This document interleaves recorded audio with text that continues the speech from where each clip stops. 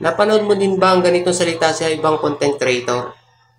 Na huwag daw tayo mag-content na mga ginagawa sa araw-araw dahil hindi tayo sikat. Wala ako balak kontrahin ng opinyon ng mga nagsalita niyan. Wala naman masama kung magbigay sila ng sarili nilang opinyon. Dahil dito sa social media, malaya naman tayo makapagsalita. Yun nga lang, di lang din siguro nila napansin na maaaring makademotivate ito sa mga nagsisimula pa lang maging isang content creator. Alam ko, di naman siguro masama ang intensyon nila. Nagkataon lang siguro nang nagsimula sila, may nasimulan agad silang tinatawag na niche o nakuha agad nila ang tinatawag na specific target nila sa pagko-content. O di kaya napagdaanan nila ang mga ginagawa mong content pero hindi sila nakilala sa mga pag-upload nila ng mga video tulad ng sayo. Yun nga lang, iba ka at iba siya. Magkaiba tayo ng mga pinagdadaanan. Kung di maganda ang resulta sa kanila ng mga content na katulad ng sayo, hindi ibig sabihin na ganun din ang mangyayari sa'yo. Kung ang nagagawa natin na content ay ginagawa natin sa araw-araw, malaking challenge talaga ito bilang isang content creator. Dahil una, halos lahat ng mga nangyayari sa personal na buhay mo ay magiging public. Pero hindi naman ito ang magiging dahilan kung bakit hindi ka makikilala bilang isang content creator.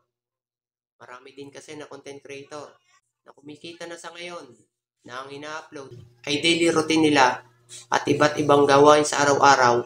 Sa totoo lang, bilib nga ako sa mga gumagawa ng upload ng ganyan dahil hindi madali ang gumawa ng video na yung ginawa mo ng araw na yon, kailangan mo lagyan ng kwento.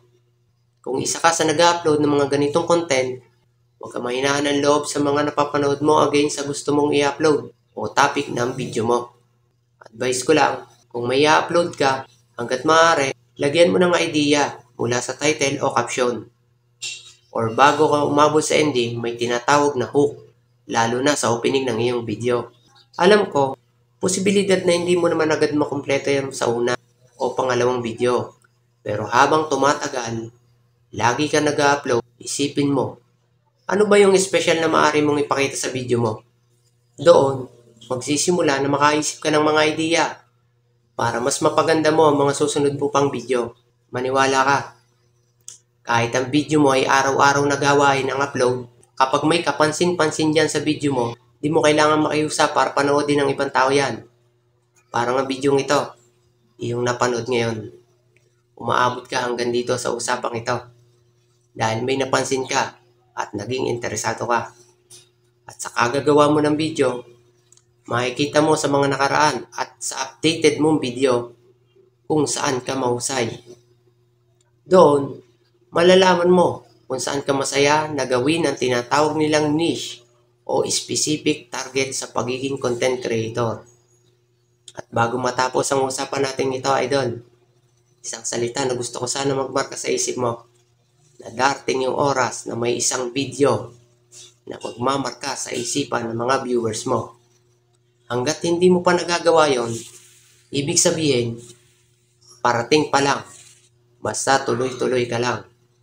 Tandaan mo, hindi ikaw siya. Iba ang kakayahan mo sa kakayahan ng iba. Sana nakatulong sa iyo ang video ito. Isang like at follow, idol, para lagi kang updated sa next useful tips video ko. Maraming salamat sa panonood.